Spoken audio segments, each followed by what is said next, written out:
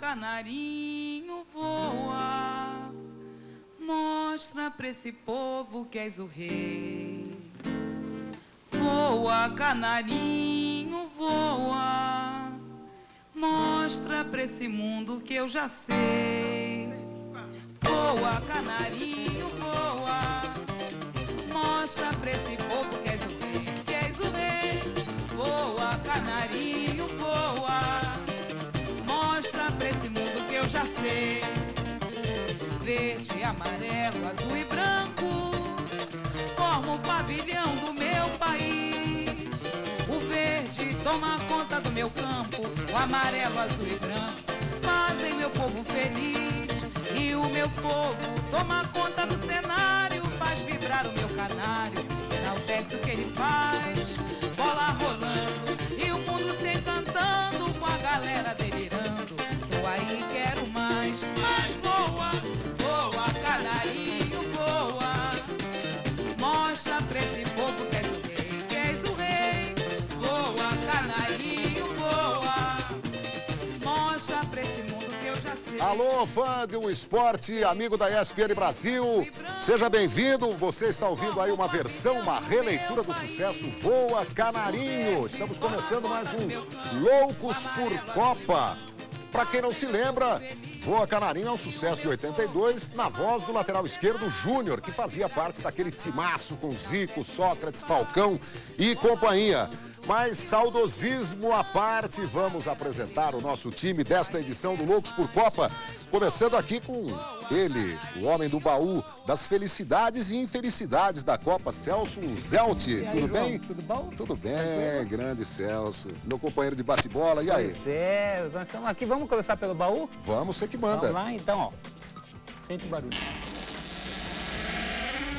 Ih, olha lá. Olha lá. Já na carona da nossa música de abertura, eu trouxe aqui um compacto, que eu também era filho de Deus em 82, e como não, comprei o meu compacto do Júnior cantando Voa Canarinho. Inacreditável. Duas observações a respeito dessa música. O nome dela, como o nosso próprio tape mostrou, é Povo Feliz. Povo Não é feliz. Voa Canarinho, né? E o segundo destaque é o seguinte, o que tinha no lado B? O compacto tinha que ter lado B. Tinha que ter lado.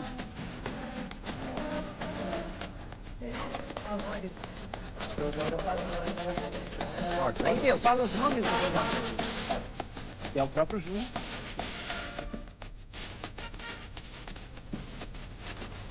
Muito bem, falando os nomes até dos jogadores. Muito bem, muito bem.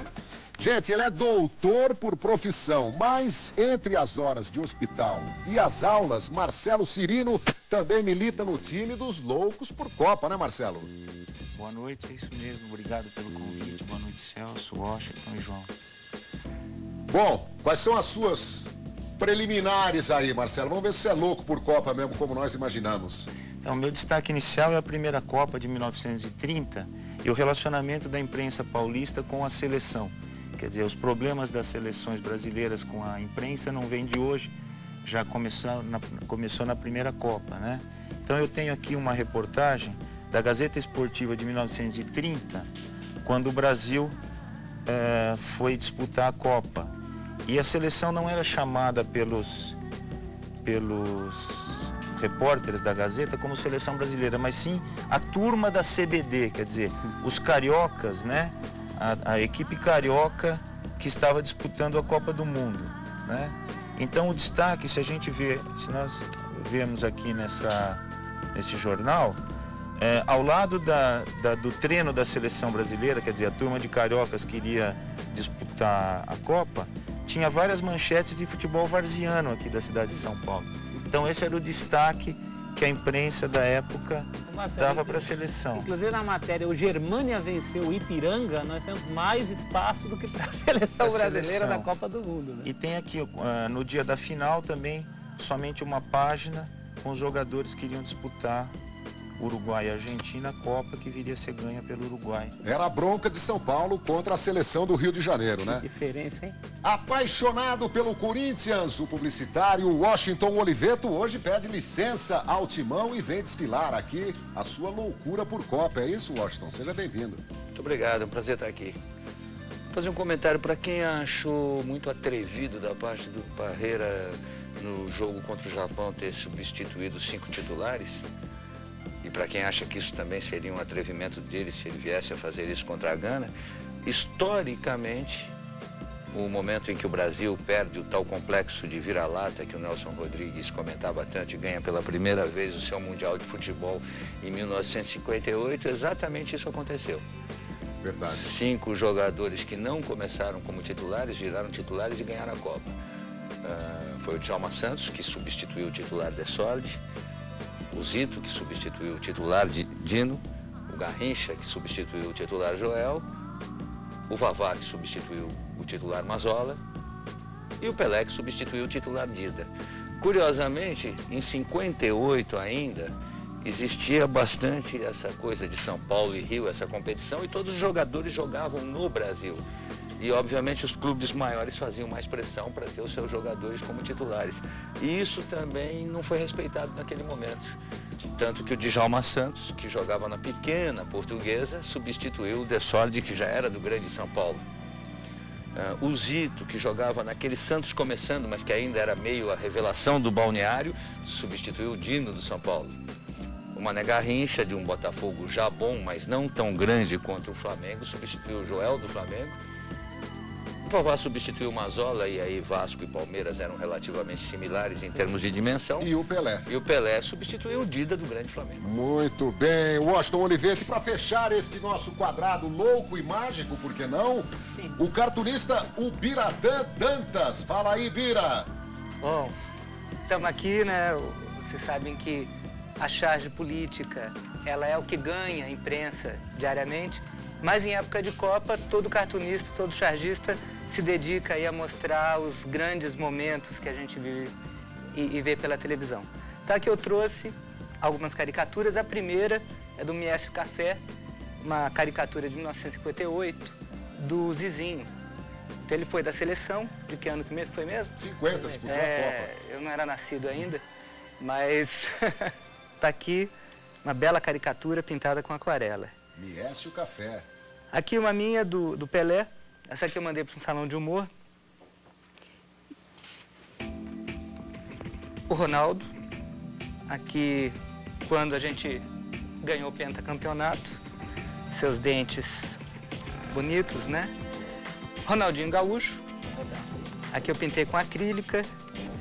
E aqui eu tenho algumas caricaturas que eu fiz para os jornais de Campinas, onde eu trabalho. Maravilha. Então, Sócrates, Rincon, outros jogadores. Tem até o Wilson Gotardo aí. É, Bom, Bira, você vai mostrar muita coisa durante o programa. Nós queremos ver o seu trabalho, queremos ver você em ação.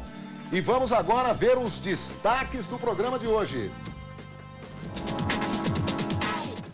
O mundo da publicidade no mundo das Copas. Eu prefiro o Júnior. Paulo Rossi, o algoz da seleção canarinho no Mundial de 82. Os 2 toques de PVC com Francisco Maturana, técnico da seleção colombiana de 94. Todo nuestro chance se perdió en el primer partido porque ahí se perdió la armonía. 6 campeões do mundo mostram que também são bons de gogó. Num país tropical, abençoado por Deus e bonito por natureza. E claro que a gente quer que você também participe do programa. Fique ligado na nossa promoção. Para você o que é ser louco por Copa. A frase mais criativa concorre ao incrível kit. Camisas oficiais do Brasil nas versões masculina e feminina, um relógio e um radinho para escutar os jogos. Tem também literatura, os 50 maiores jogos das Copas, de Paulo Vinícius Coelho, pela banda Books. E tudo que as mulheres queriam saber sobre futebol, de Álvaro Filho, da Conteúdo Criativo. Você leva ainda o almanaque interativo dos mundiais, do Lance. Tem também os DVDs FIFA, um século de futebol e Ginga. Para completar, o álbum da Copa e uma bola comemorativa da Plastbrink. Participe! Então não perca tempo, entre um olho na tela e o outro entrando no site ou no sítio, como prefere o Juca Kfouri, www.espn.com.br. A hora e o lugar certos, como se a sorte batesse à porta. Em alguns casos, os 15 minutos de fama acontecem nos campos da Copa. Aos 43 minutos do segundo tempo, Fred substitui Adriano. Entra com a camisa 21, estreando numa Copa do Mundo.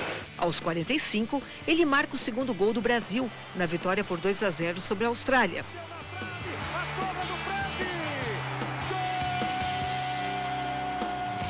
Fred entra para a galeria dos heróis da Copa do Mundo, que saíram da reserva direto para a glória. Oportunista, centroavante é isso.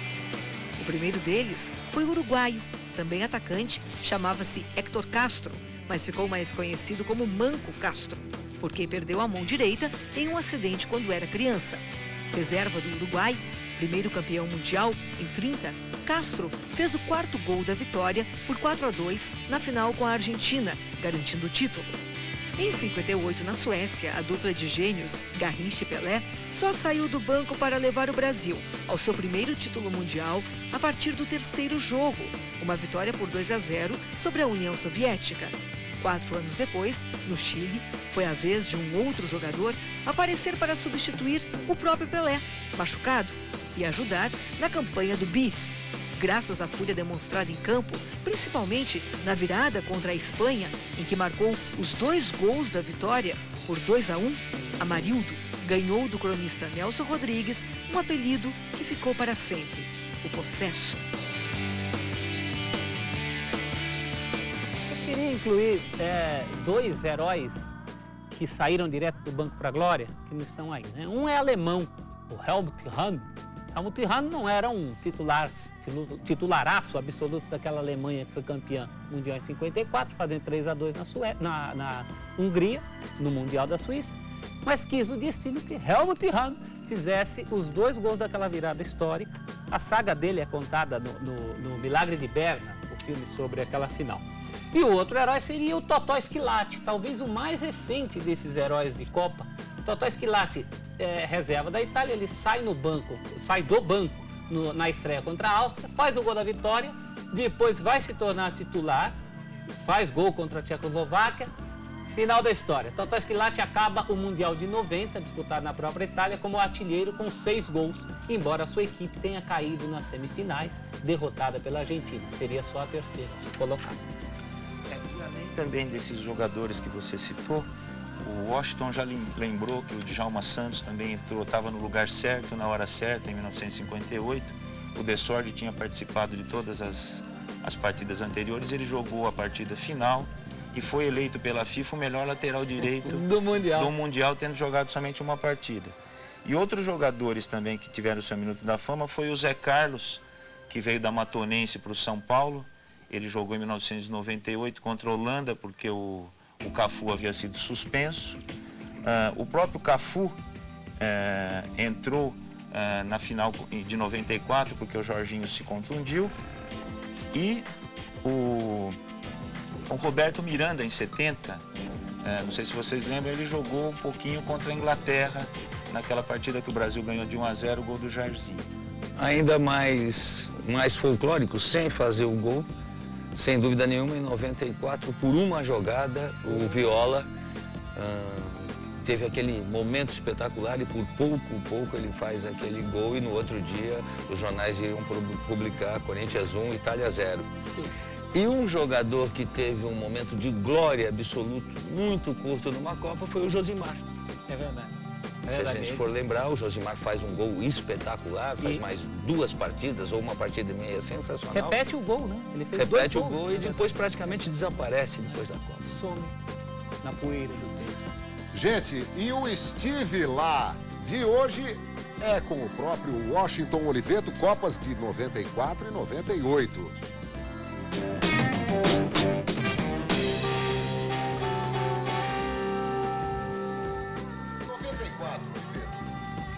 Bom, 94 nos Estados Unidos, eu sinceramente, foi um prazer estar na Copa, foi um prazer maior ainda ver o Brasil campeão, mas eu acho que países de dimensão intercontinentais como os Estados Unidos ou o Brasil não são países ideais para a Copa.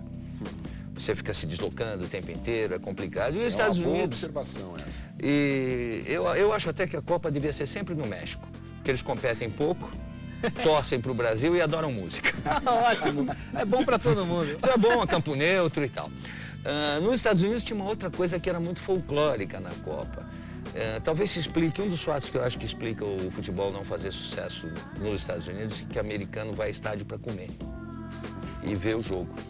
Então, por isso, o americano não gosta de esporte que tem resultado unitário. Ele vai no basquete, tem muita cesta. Ele saiu para comprar um hambúrguer, tomar uma Coca-Cola, volta, vai ter muita cesta. Muda muito. No futebol, periga você sair, o jogo foi 1-0. Tanto que era muito engraçado, uma coisa que me chamava muita atenção no Mundial dos Estados Unidos, é que os jogos 0-0 eram noticiados pelos jornais como jogo de ontem, resultado, not seen. Eles não punham 0-0. Era nada, não aconteceu coisa alguma.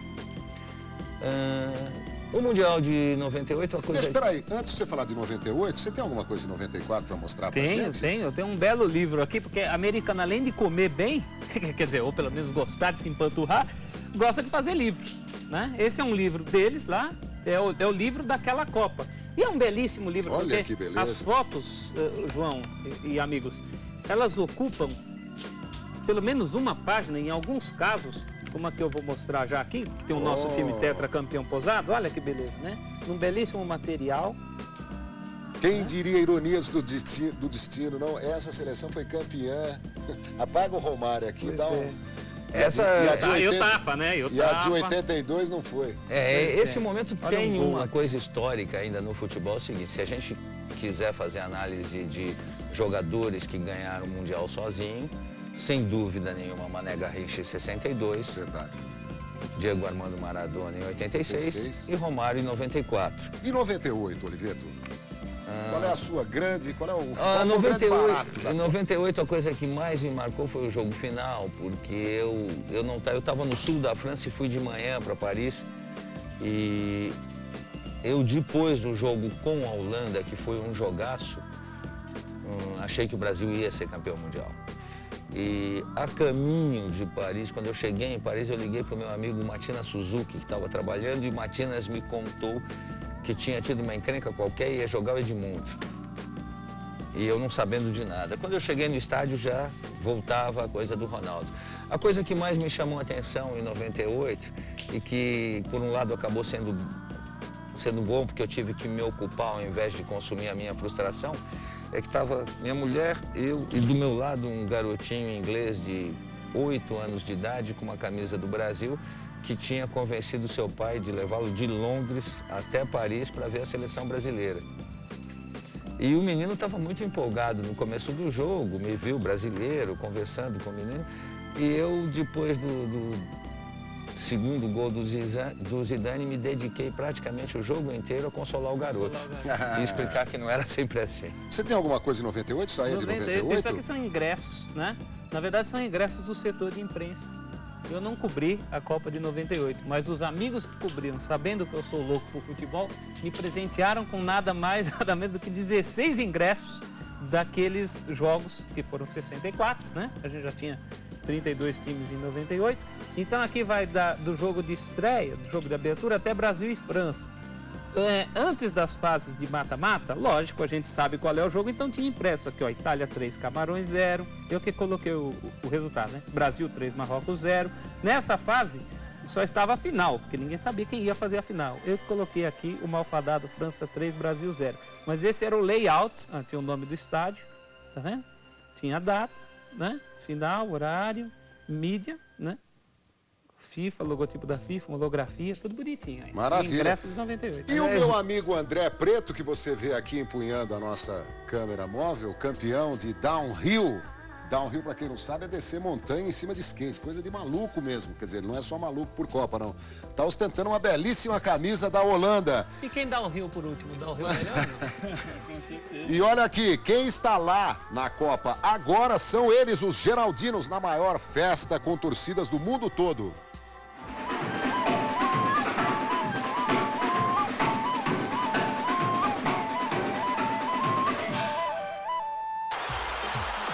Gol! Amigo! Equador, gol!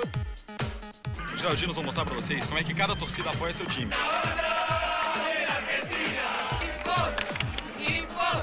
E pra começar, a gente aproveitou que a Holanda é pertinho da Alemanha e deu uma passadinha em Amsterdã.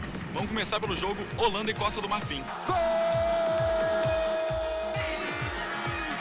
Holanda é classificada, agora é só festa!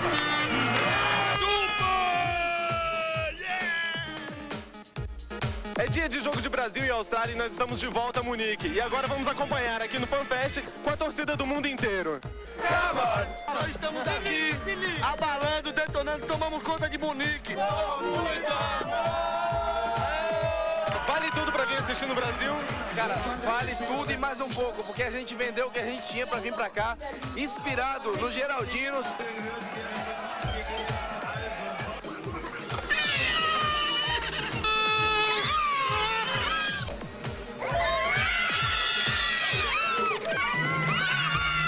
Mesma coisa que houve aqui vai ser lá, pronto. É do Brasil! Quem pensa que jogo de desclassificado não interessa está enganado. Costa do Marfim contra Sérvia e Montenegro. Olha o trem. Jogo de desclassificados, conseguiu o ingresso mais barato, então vamos ver o joguinho hoje. Beleza? Uhul! Fim de jogo, valeu a grana que a gente gastou. Jogão! E ainda saímos com novos uniformes. Valeu, hein?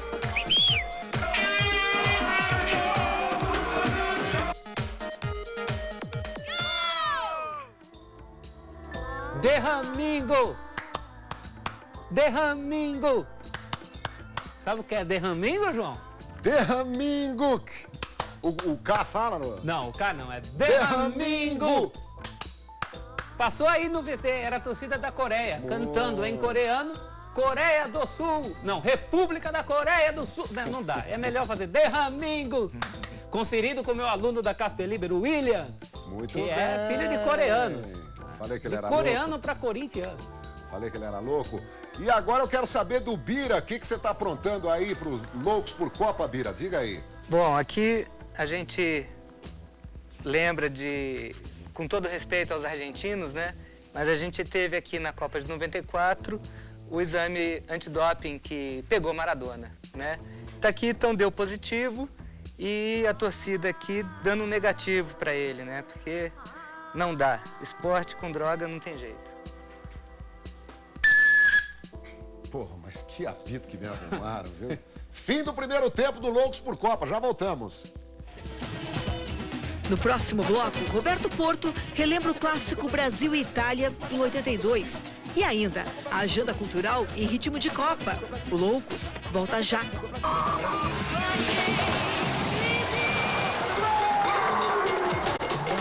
Vocês sabem que quando eu bato uma falta...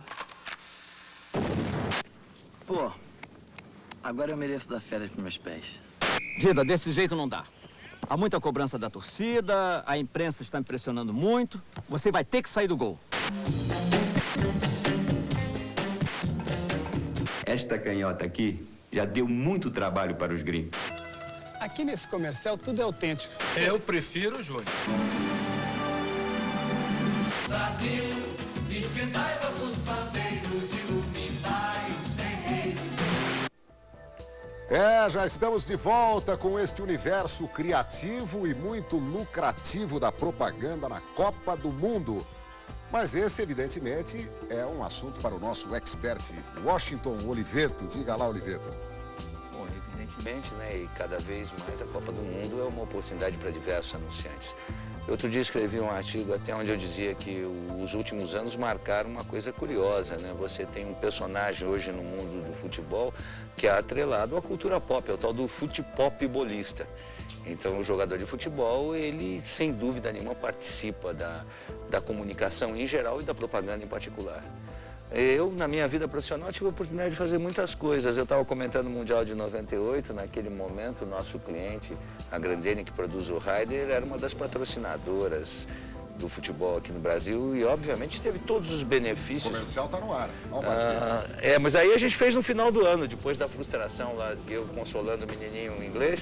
Tá. E esse era o sonho de todos os brasileiros, né? Tudo quanto é brasileiro fazendo gol no Barthez.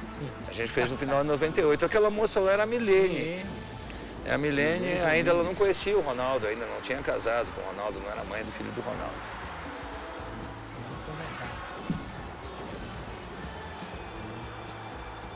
E o que mais, Washington?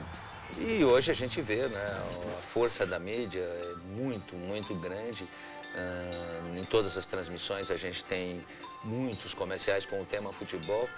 Nós mesmos agora, preocupados em tentar fazer alguma coisa diferente, a gente, para Aracruz, fez um comercial que está no ar durante a Copa, onde existe o tema futebol através da canção Balé de Berlim do Gilberto Gil e de brasileiros que não são jogadores tentando jogar futebol.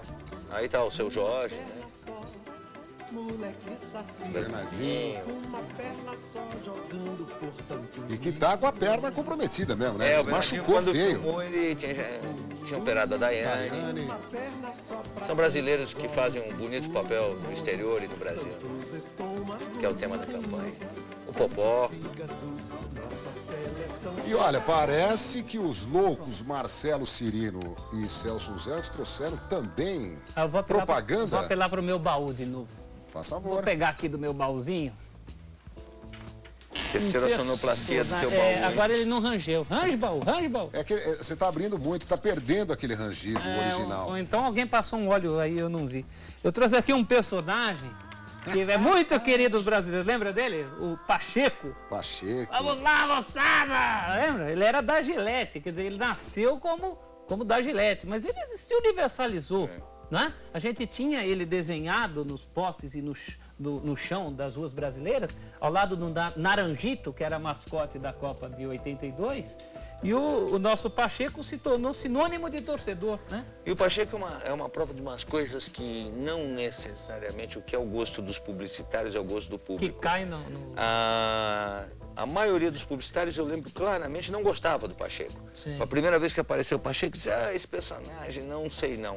E, no entanto, o público foi ao delírio. Você lembra da agência Alcântara Machado? Foi um grande sucesso. E como ele era a mascote da Gillette, foi muito engraçado que o Pasquim, que era aquele jornal que foi muito importante na época da repressão, da ditadura militar, um dos nanicos, né? O Pasquim mostrou uma charge, eu infelizmente não me lembro de quem era, mas uma charge do Pacheco após a derrota com os gols do Paulo Rossi, com uma gilete desse tamanho cortando os pulsos. Era ótima aquela Marcelo Cirino, o que você trouxe aí pra gente ver? Então, eu trouxe o programa da Copa de 1950 para lembrar para a gente mostrar que o interesse da publicidade, da propaganda pela Copa do Mundo é bem antigo, né? Então tá aqui, esse aqui é o folheto, né? O programa da Copa de 50 foi patrocinado pela Standard Oil do Brasil, que nada mais é do que a Esso, né? E tem aqui a propaganda, o patrocinador desse programa era o inseticida Fleet, que assim como o Gillette, que o Celso Zé te lembrou, passou a ser quase que um sinônimo virou praticamente sinônimo da categoria. Pega o Fleet. Muito bem. A tragédia de Sarriá, Brasil e Itália em 1982. Prato cheio, grande clássico para Roberto Porto.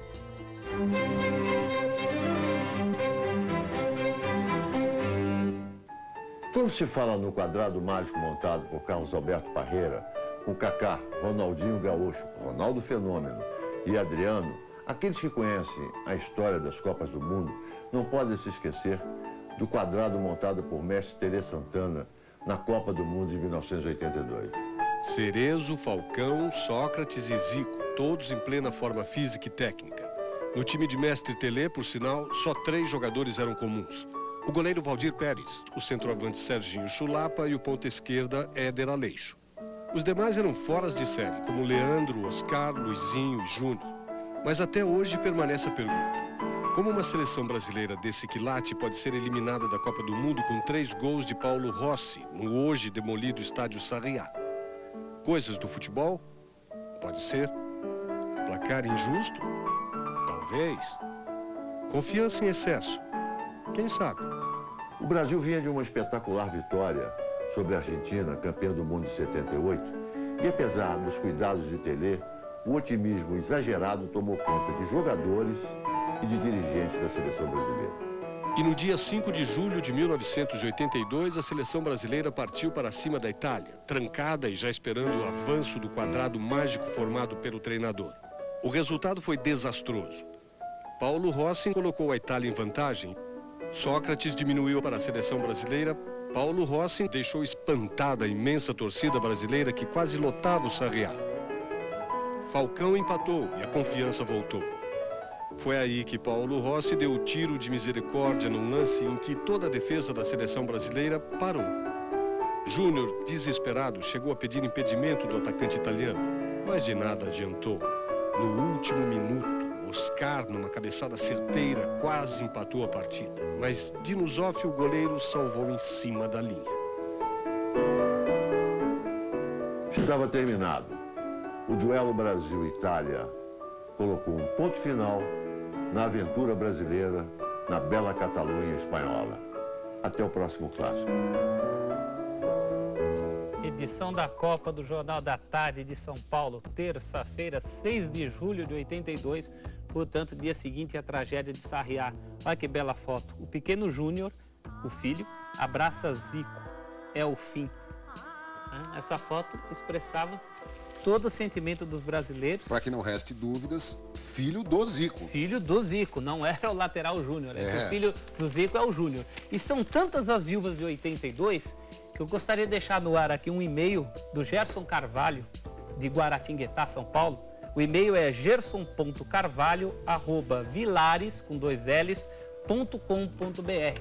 Como muitos de nós, ele é uma viúva de 82, ele coleciona tudo que se refere ao assunto e gostaria de entrar em contato com outros loucos que também pudessem mandar material para ele, trocar informações, enfim, tudo que for referente a 82, essa Copa que para uma geração não acabou. Eu gostaria de lembrar... Mas não anda de preto não, né? De luto. Não chega tanto. Tá bom. Diga, Marcelo. Uma coisa que me preocupa agora nessa Copa é que em 82 nós tínhamos um timão, né? Um verdadeiro timão. E como eu estou ao lado de 2 torcedores do timão, o que eu sou palmeirense, atribuo o Brasil ter perdido em 82 a não ter jogadores do Palmeiras no elenco. Porque todas as vezes que o Brasil foi campeão, tinham jogadores do Palmeiras no elenco. Boni, então... E agora, em 2006, não temos jogadores do Palmeiras no elenco. Então, tomara que essa escrita aí do Palmeiras se o único jogador do Palmeiras que participou da Copa agora de 2006 foi o Gamarra, que marcou um gol contra. Eu acho a sua observação basicamente descabida. Mas olha... Você concorda, né? Já se denunciou. Então, se entregou. A gente não tinha combinado que ninguém ia se entregar? 2 palmeirenses e um apresentador que vai falar agora que é santista, é claro. Chegou a hora das dicas culturais que pegam carona com a Copa.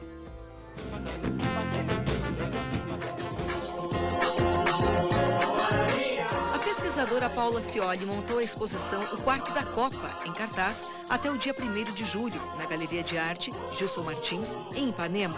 Montar um ambiente que é totalmente voltado, totalmente decorado, totalmente devotado à bandeira do Brasil e às cores nacionais, porque é um casal de torcedores fanáticos pelo Brasil, tudo decorado conforme as nossas regras nacionais, conforme as nossas cores da bandeira. Para quem quer decorar sua casa de verde e amarelo, atenção, todos os objetos estão à venda. Arte é o futebol sem a bola, do artista plástico Lula Vanderlei. O poema visual do artista apresenta imagens de 3 gols de 3 craques. Maradona, na Copa de 86, Pelé, em 58 e Romário, na Copa de 94. A exposição vai até o dia 2 de julho. Em São Paulo, no Shopping Pátio Higienópolis, você acompanha a exposição de 12 camisas originais, utilizadas pelos jogadores da seleção brasileira nas Copas de 58 a 2002. O acervo é do colecionador Paulo Gini.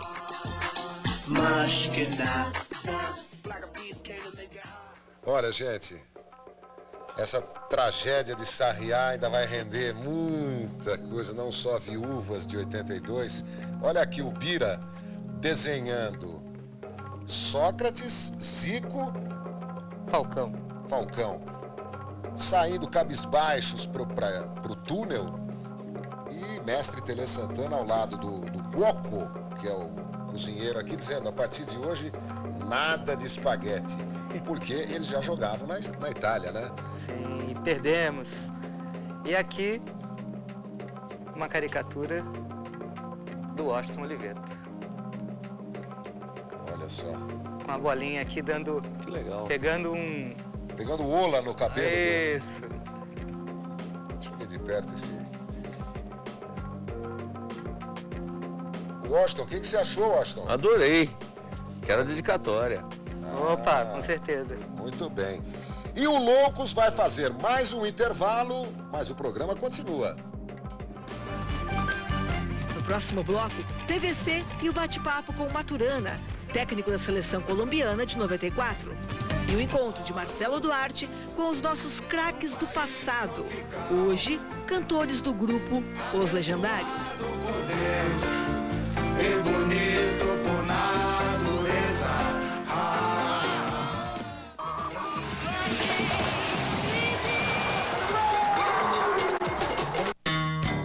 Já estamos de volta, chegou a hora do nosso duelo de conhecimentos entre o louco Celso Unzelt e o médico Marcelo Cirino. 3 para lá, 3 para cá, 1 minuto no máximo, teste de conhecimento valendo, começando com o Celso Unzelt. Vamos lá. Vamos lá, Marcelo.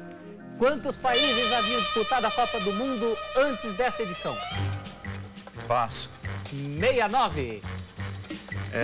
Quais foram os 2 atletas nascidos em Araraquara que disputaram Copas do Mundo? Araraquara? Não sei. Careca e Maurinho. Muito bem. Primeira expulsão em Copas do Mundo? Passo. De Las Casas do Peru contra a Romênia em 1930. Único jogador, além do Pelé, que fez gols em 4 Copas. Não era hora do Marcelo perguntar, não? Mas eu passo essa também. Udo Siller. Marcelo. Quais foram os 2 técnicos que dirigiram a Ferroviária de Araraquara e que dirigiram também a seleção brasileira, as seleções em Copa? Araraquara e Boré Moreira. Certo. Zé Moreira. René Simões, que dirigiu a Jamaica. É isso mesmo. Estou impressionado com a presença de Araraquara no Mundial. Pois é! Impressionante. Loucos por Araraquara! Loucos por Araraquara. Foi 4-1 pro Celso Unzelt. Se tiver alguma reclamação, depois... Eu tenho mais uma pergunta, falta uma pessoa. Só fiz 2. Acabou o tempo, o tempo máximo de 1 minuto. Mas pode fazer, faça. Faça. Eu Qual queria cidade perguntar... alemã chamada Morada do Sol? Eu queria perguntar para você qual foi o jogador também nascido em Araraquara que foi campeão não da Copa do Mundo, mas da Copa América de 1922, prestando uma homenagem aos meus amigos Carla e o Neto, que moram em Araraquara. Nossa Senhora, será que foi o Silvio Lagreca? Não, foi o 22, Palamone. não. Foi o Palamone. Pô, você também. Todo mundo sabe. Você me faz uma pergunta. Confundi com o Lagreca em 22, ele nem jogava mais. Olha aqui, em sua patrulha pela Alemanha, o PVC encontrou, sabe quem? Francisco Maturana, técnico da Colômbia de 94, uma seleção que prometia no Mundial dos Estados Unidos. PVC, patrulheiro vidrado em Copa. Chegar à Copa do Mundo como favorito nem sempre é bom sinal. Uma das campanhas mais fracassadas de um desses favoritos foi a da Colômbia, na Copa de 94. Em Munique, o Loucos por Copa encontrou um personagem daquela campanha, o técnico da Colômbia, Francisco Maturana. Por que não estava pronto a Colômbia para ser um mundial melhor do que isso em 94? Porque es que en el fútbol, a nivel de un campeonato del mundo, hay una historia. Usted analiza y siempre los que han ganado son los mismos. no ha habido ninguno que haya, digamos, violado la historia. Y Colombia no tiene una historia como para decir que va a entrar y va a estar por encima de Italia, de Brasil, de Alemania, de Inglaterra, de Argentina. El primer partido contra Romania. ¿Qué faltó a Colombia en aquel partido? ¿Qué sobró a Romania? Colombia salió con el cuento del protagonismo a buscar un resultado y en un mundial el primer partido es determinante. Rumania nos contragolpeó en un partido donde era parejo, terminó siendo una derrota contundente que creó un entorno muy complicado. El partido contra Estados Unidos, que ha marcado hasta la tragedia de Escobar, ¿qué recuerdo te trae aquel partido? Bueno, es un partido que, digamos, se recuerda más por un entorno enrarecido, comentarios, angustia, y que no teníamos la cabeza para irlo a jugar bien puesta. Y después ya, pues, casi que una cuestión de honor, de orgullo, el partido con Suiza donde se ganamos, pero básicamente todos nuestros chances se perdió en el primer partido, porque ahí se perdió la armonía.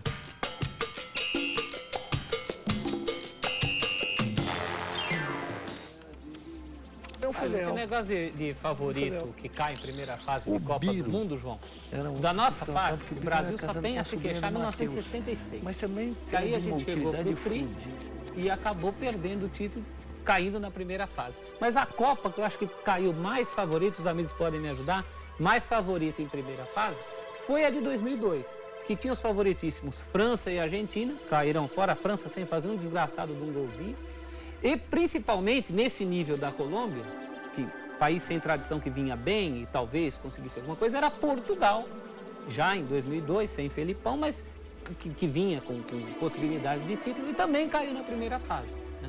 Esses são os países que eu me recordo deram para trás. Eu tenho uma grande gafe aqui que foi talvez cometida por nós brasileiros, né? Eu não sei se o Celso sabe, o Celso que é um louco por Copa, que o Brasil foi pentacampeão em 1998. Pelo menos segundo alguns pôsteres. Isso. Esse pôster ele foi posto à venda antes de sabermos o resultado do jogo. E eu cheguei a comprar, olha aqui, Brasil campeão em 58, 62, 70, tetra em 94 e pentacampeão em 98. Mas esse pôster teve uma convulsão, né? Foi. Você sabe que eu cheguei a ver esse pôster, sabe por que eu não comprei? É medo que desse azar. Azar, claro. Agora, o caso da Colômbia embute uma série de tragédias, né, que continuaram, a volta do time, o assassinato do Escobar. E aquela equipe, inclusive, ela praticava um futebol muito bonito mesmo antes da Copa. Ela era folclórica, tinha aquela estética, o cabelo do Valderrama. Os inesquecíveis 5 na Argentina, das eliminatórias em Buenos Aires. Que colombiano há de se esquecer disso, né? Gente, eles fazem parte da história do futebol mundial. Na Alemanha, Marcelo Duarte encontra os craques senhores da bola. Ou melhor, legendários do samba.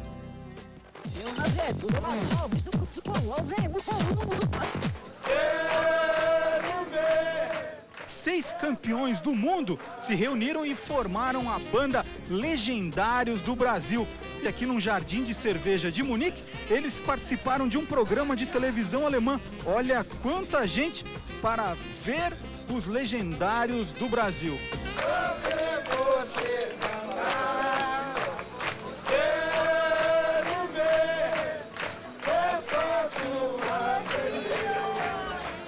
Então vamos lá para a escalação.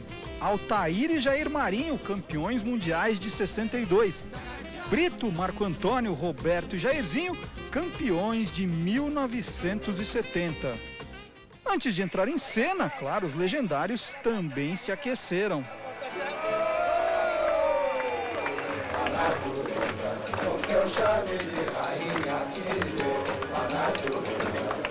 Cantar é mais gostoso do que jogar bola? Sem dúvida, porque cantar você não tem fratura, a não ser que você não saiba se posicionar. E você vive um mundo muito mais alegre do que o futebol. O Marco ligou para mim e disse: Roberto, tem uma programação aí de cantar. Eu digo: mas meu filho, eu não sou cantor. Nem no banheiro você cantava? Não, que nem banheiro, Acho que imitava alguma coisa, mas eu digo, nunca cantor, né?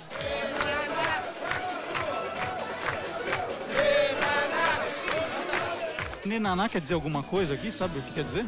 Eu até agora não sei. Eu acho que é para facilitar os alemães.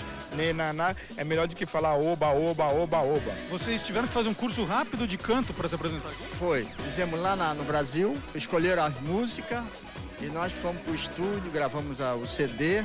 Quem que mais desafinou, Altair? O Brito é o que desafinava mais. A gente, quando chegava no final da gravação, aí parava novamente. Eu aqui tenho bebido mais cerveja e vinho do que água, Deus que me perdoe. Aí não atrapalha a voz depois, Brito? Não, mas não muito gelada, porque aqui eles não bebem a cerveja principalmente muito gelada, então pra mim tá bom.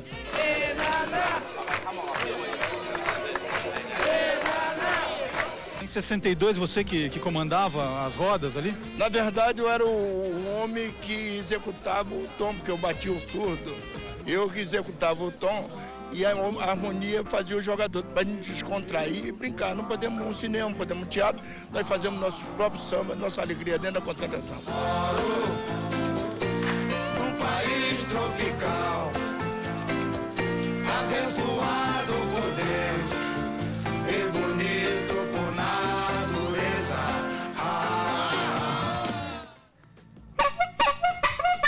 Chegou a hora da minha vingança. Tanto me buzinam quando eu canto hino de futebol, eles é que cantam mal. Mas ó, jogar eles jogavam muito. Então vamos fazer um revival aqui, um antes e depois dos nossos craques, né? Tá aqui o Altair, ídolo muitos anos do Fluminense, né? Na época em que jogava e hoje. Esse é o Jair Marinho, na época popular Jacaré. Teve passagem também Fluminense, Portuguesa, Corinthians, lateral direito. Jairzinho, furacão da Copa de 70, antes e depois. O Britão, Brito, Hércules Brito Ruas, zagueirão, considerado o melhor físico da Copa de 70. Aqui o Marco Antônio Feliciano, lateral esquerdo, na Copa de 70, acabou como reserva do Everaldo, né? Jogador também passou por Fluminense, Botafogo, os clubes do Rio, um dos campeões do mundo em 70. Aí o Roberto Miranda, que quando jogava era conhecido só como Roberto. Depois, com o advento de outros Robertos, inclusive o Dinamite, fixou-se mais esse Miranda, centroavante, rompedor do Botafogo do Rio de Janeiro, um dos campeões do mundo em 70. Roberto hoje e o Roberto naquela época, do Tri, os anos dourados do Tri. Quem tava com os olhos assim, ó, durinhos na tela acompanhando essa matéria, era o Washington Oliveira. Não, eu fiquei fascinado por uma coisa. O Jair Marinho, particularmente, é responsável por um dos momentos mágicos do final da minha infância e início de adolescência. Eu estava com, acho que, 10, 11 anos de idade. O Jair Marinho, ele saiu do Fluminense e veio para o Corinthians. Foi. E meu pai gostava muito de comer pizza num lugar chamado Ideal, na rua Álvaro Ramos, que era uma pizzaria muito boa. E eu já corintiano, com 10, 11 anos de idade, e uma noite eu lembro que um domingo, depois do jogo do Corinthians, eu fui comer a tal pizza com meu pai. E aí entraram o Neide Oliveira, que ia ser o próximo Pelé, pai do Dinei, e o Jair Marinho. E eu, assim, com 11 anos de idade, fiquei maravilhado, porque eu vi eles estacionarem e eles tinham, assim, uns fuscas envenenados. E eles tinham mais que isso, eles tinham o que seria umas Maria-chuteiras da época, bem Maria-chuteiras, e eles tinham calças boca de sino. A coqueluche, né? Eu achei tudo muito maravilhoso. Dessa Um dos gente. personagens, junto com o Ney, era o Jair Marinho. E olha, tem legendários aqui também na prancheta do Bira. Pois é, tá aqui. Fiz uma brincadeira, né? Porque eles dançaram, cantaram, e aí imaginei assim, as alemãzinhas ali, né? Qual que será que é o gosto delas, né? E aí o pai pergunta, gostou? E a filha responde, Prefiro a Madonna. Muito bem, os velhos brasileiros, nossos craques do passado, se apresentando lá nas ruas ensolaradas da Alemanha. Essa foi ótima, a alemãzinha falou, ó, bem, prefiro a Madonna. Valeu, Bira. Valeu. Olha aqui, louco por Copa é colocar a mãe no gol, o pai na zaga, o cunhado de volante, a irmã de meia e, claro, eu de centroavante, e passar o mês todo atualizando as informações para quem não é do ramo aqui em casa. É a mensagem do Humberto Marçal de Oliveira, de Santo André, São Paulo, que ganhou o kit da promoção do Loucos por Copa, que eu vou até mostrar para vocês. Olha aqui, ó, isso aqui faz parte do kit. Mário Prata, Paris 98, uma novela irreverente sobre as aventuras de um brasileiro na Copa. E agora nós chegamos às considerações finais, começando por você, Celso. Bem, Loucunzelt. Minha consideração é literária. Olha aqui um livro que traz simplesmente todos os jogos Seleção Brasileira 1914-2006. É o livro com todos os jogos e as biografias de todos os jogadores que passaram pela Seleção Brasileira em todos os tempos. Biografia, lista dos jogos. Se você quiser saber qual é o 10º jogo do Valber com a camisa da seleção principal, tá aqui, ó, em 93, 2-0 no Paraguai. É uma obra feita pelos meus amigos Antônio Carlos Napoleão e Roberto Assaf, que já existia. Trata-se de uma reedição. Aproveitando, falando dos números da seleção brasileira, lembrando 2 recordes importantes que foram batidos agora na Copa do Mundo, né? O do Ronaldo, ele acaba de alcançar a marca do Gerd Müller, né? Os 14 gols em Copa, superando como brasileiro os 12 do Pelé. E né? Os cartões? E os cartões, hoje, o jogo entre Portugal e Holanda superou o recorde de cartões. 20 contra os 19 cartões de Camarões e Inglaterra. E tem mais um, gol 2000, né? Albach, da Suécia. No 2-2 com a Inglaterra. Muito bem. No último programa a gente falou de recordes, daí uma pincelada nos novos recordes. Quanto assunto esses loucos. Washington Oliveto, as suas considerações finais. Mais que uma consideração, um palpite para a pauta do próximo programa. Outro dia, assistindo aí, antes das oitavas, o jogo da Argentina, 6-0, eu fiquei tentando lembrar partidas de exibição espetaculares durante uma Copa de algumas equipes. E não lembrei, por exemplo, no Mundial de 2002, nenhuma partida onde incluindo o campeão Brasil, tivesse jogado tanto. E em 98 também, e se a gente for puxar pela memória, são poucas partidas onde o futebol é jogado de maneira tão perfeita. Então eu queria sugerir aqui que para o próximo Louco, ou para os próximos, a gente tivesse assim um retrospecto das grandes partidas das Copas. Dinamarca 6, Uruguai. Marcelo Siri, na sua vez. Bom, o meu destaque final é que em 30 de abril de 1962, a seleção brasileira fazia um treino para se preparar para ir para a Copa do Mundo 62 e convidou a Ferroviária de Araraquara para participar deste amistoso, né? A Ferroviária jogou contra o time reserva, empatou 2-2 e perdeu de 2-0 para o time titular.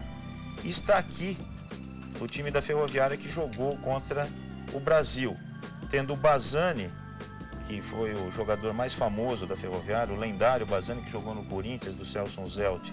Que foi quando ele ficou famoso. O Dudu, que jogou no meu Palmeiras. O Beni, que foi campeão com o Independiente, campeão da Libertadores. O Ismael, que jogou no Santos. E outros jogadores, inclusive o Parada, que aqui está. Maravilha. Esse jogador chamado Rodrigues era considerado o maior marcador do Pelé lá na região da Araraquara. Legal, Marcelo Cirino, obrigado pela sua presença. Bira, e é você finalmente. Bom, queria primeiro agradecer a oportunidade de voltar aqui. Estive aqui no Loucos por Futebol e mostrar aqui uma caricatura de alguém que eu sou realmente fã, que é o Tostão, que tem programa aqui. E tem aqui uma caricatura dele e esse aqui que foi o goleiro. Foi goleiro reserva da seleção, Gilmar. Obrigado, viu, Bira? O Biratã Dantas. Muito obrigado a todos vocês. Domingo que vem tem Loucos por Copa inédito aqui na ESPN Brasil. Para você que é louco por Copa como nós, um grande abraço e até o próximo. Mostra pra esse povo que és o rei. Voa, canarinho, voa. Mostra pra esse mundo que eu já sei. Voa, canarinho, voa. Mostra pra esse povo que és o rei, que és o rei. Voa, canarinho, voa. Mostra pra esse mundo que eu já sei. Verde, amarelo, azul e branco forma o pavilhão do meu país. O verde toma conta do meu campo, o amarelo, azul e branco fazem meu povo feliz. E o meu povo toma conta do cenário, faz vibrar o meu canário, enaltece o que ele faz.